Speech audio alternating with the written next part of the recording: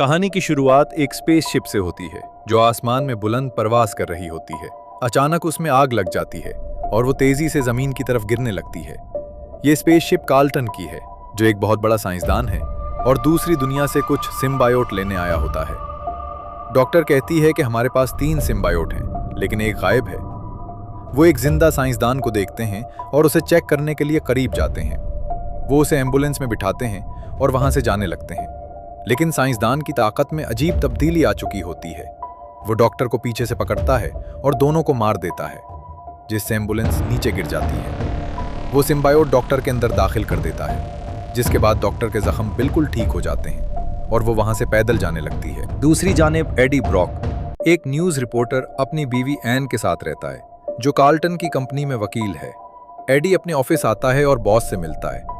Boss उसे कहता है कि उसे कार्ल्टन का इंटरव्यू करना है, लेकिन सिर्फ वही सवाल पूछे जो कार्ल्टन खुद इजाजत दे। एडी कहता है कि कार्ल्टन एक खतरनाक और कमीना इंसान है, लेकिन बॉस कहता है कि कार्ल्टन की ताकत इतनी ज्यादा है कि वो कंपनी को मिनटों में खरीद सकता है। इसलिए एडी को अपने हिदायत के मुताबिक अमल करना होगा। रात को एडी अपनी बीवी एन के साथ सो रहा होता है। अचानक वो उठता है और एन के लैपटॉप के पास बैठ जाता है। उसका पासवर्ड खोलता है और कार्ल्टन के खिलाफ सबूत देखता है। एडी बहुत हैरान होता है।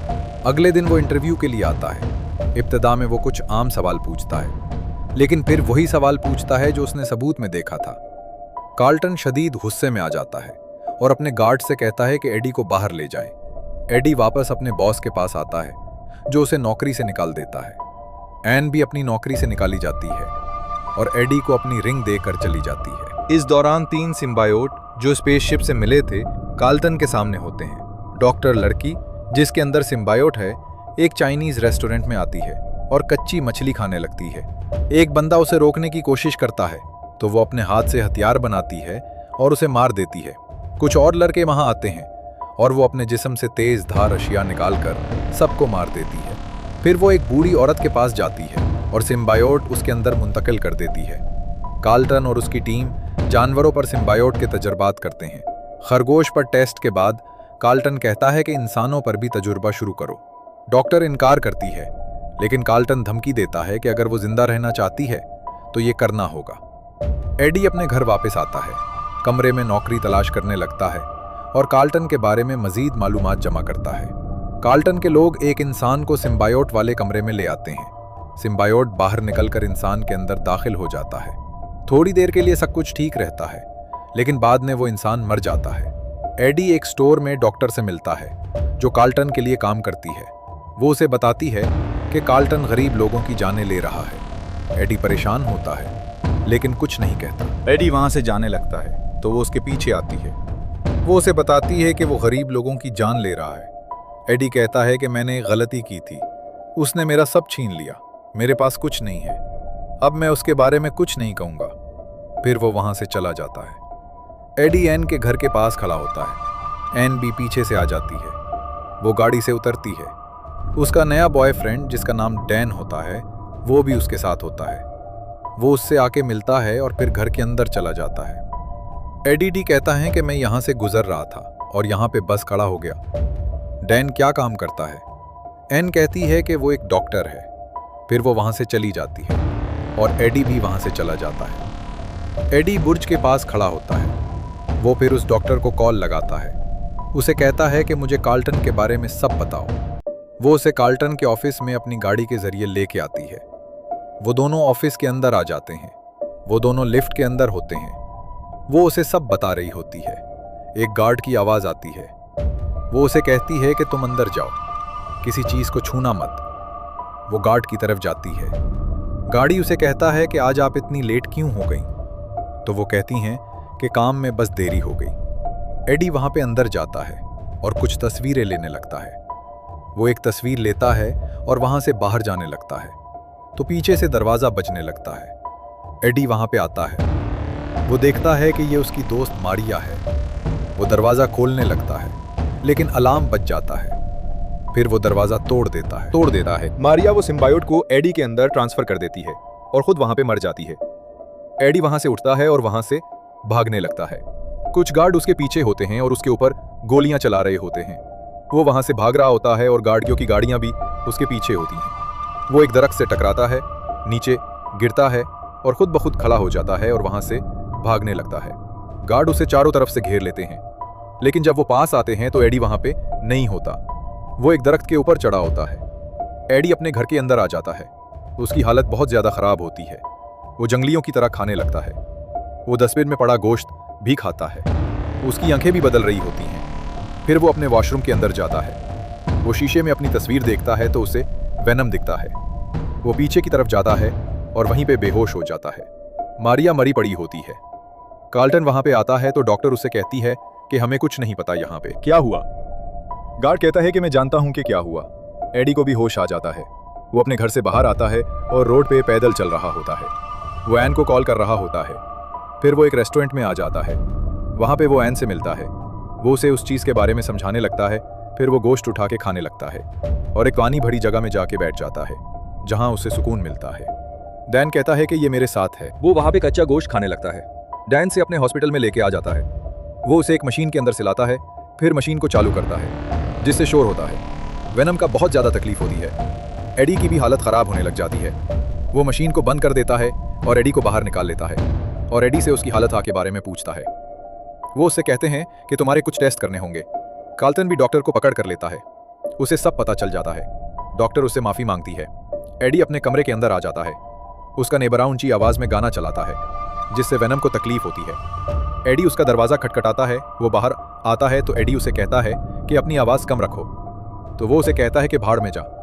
तो एडी वेनम के रूप में आता है जिससे वो डरता है और कहता है कि मैं अपनी आवाज कम करता हूँ। एडी अपने कमरे के अंदर खाना बना रहा होता है। हिजार उसका दरवाजा बजता है। वो दरवाजा खोलता है तो वो कार्ल्टन के बंदे होते हैं। वो उसके कमरे के अंदर आ जाते हैं। वेनम एडी से कहता है कि ये टिकला कौन है। वो इसके ऊपर अपनी गन्स करते हैं। एडी अपने हाथ ऊपर करता है लेकिन वेनम उसके हाथ नीचे करता है। वो उसके ऊपर इलेक्ट्रिक गन से फायर करता है। वेनम उसे अपनी ताकत से मारता है। वो दूसरे को भी उठा लेता है और उससे दूर फेंकता है और उन सबको मारने लगता है। एक बंदा पीछे से मारने लगता है लेकिन वेनम उसे भी पकड़ लेता है। फिर एडी वहां से भागने लगता है। वो नीचे देखता है तो कुछ बंदे उसकी तरफ आ रहे होते हैं। वो ऊपर भागता है और वेनम उसे खिड़की से जंप कराता है और अपनी ताकत के जरिए ये गल को पकड़ता है और दूसरे लोगों को घर के अंदर जा फेंकता है। एडी वहां से उठता है और भाग जाता है। वो कार्ल्टन को बताते हैं कि सिम्बायोट एडी के पास है। वो एडी की वीडियो देखता है जिससे कार्ल्टन बहुत ज्यादा खुश हो जाता है। एडी कार के शीशे के अंदर अपनी तस्वीर देखता है तो उसे वेनम देखता है।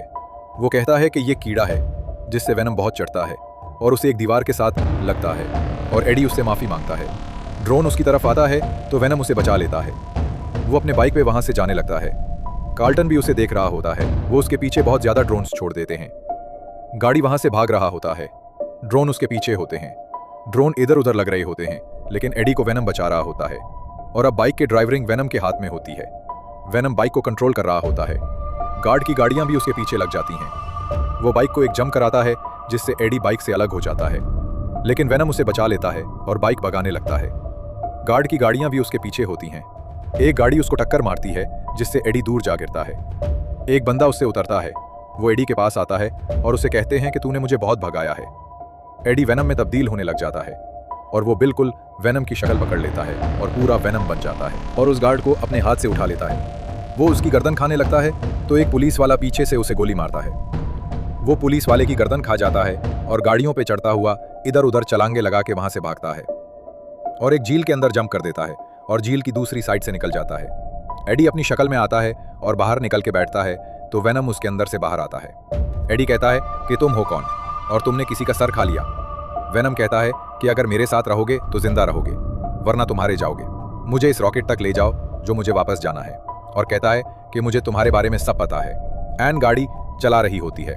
डैन उसे कॉल करता है और बताता है कि एडी का सब कुछ फील होने वाला है और वो जल्दी मर जाएगा।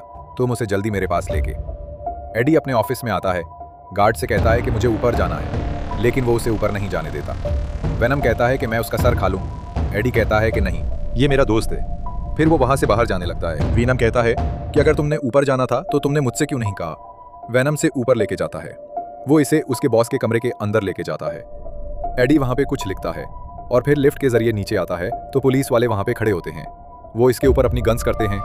एडी अपने हाथ ऊपर करता है और कहता है कि तुम ये बहुत बड़ी गलती कर रही हो और वो वेनम में तब्दील हो जाता है। वो उनके स्मोक पकड़ता है और उन पुलिस वालों को वहीं पे मार देता है। एन वहां पे आ जाती है, देखती है कि वेनम किसी का सर खाने वाला है। वो डर जाती है और वहां से भागती है। तो एडी उसके पीछे आता है और कहता है कि मैं वो नहीं था, मेरे अंदर एक चीज़ है जिससे मैं वेनम बन जाता हूँ। फिर वो एक गाड़ी पे वहां से जाने लगते हैं। कार्लटन अपनी लैब के अंदर आता है। वो देखता है कि एक बच्ची वहां पे आई हुई है। वो इसे कहते हैं कि तुम यहाँ पे कैसे आई बच्ची। उसकी गर्दन से पकड़ती है और एक सिम्बायोट को उसके अंदर ट्रांसफर कर देती है। एडी डैन के पास आ जाता है। डैन उसे बताता है कि ये चीज़ तुम्हें अंदर से मार रही है, जिससे तुम्हारा दिल और तुम्हारे जिस्म की बाकी चीज़ें खत्म हो रही हैं। डैन उसके पास आने लगता है तो वेनम उससे हाथ से उठा लेता है।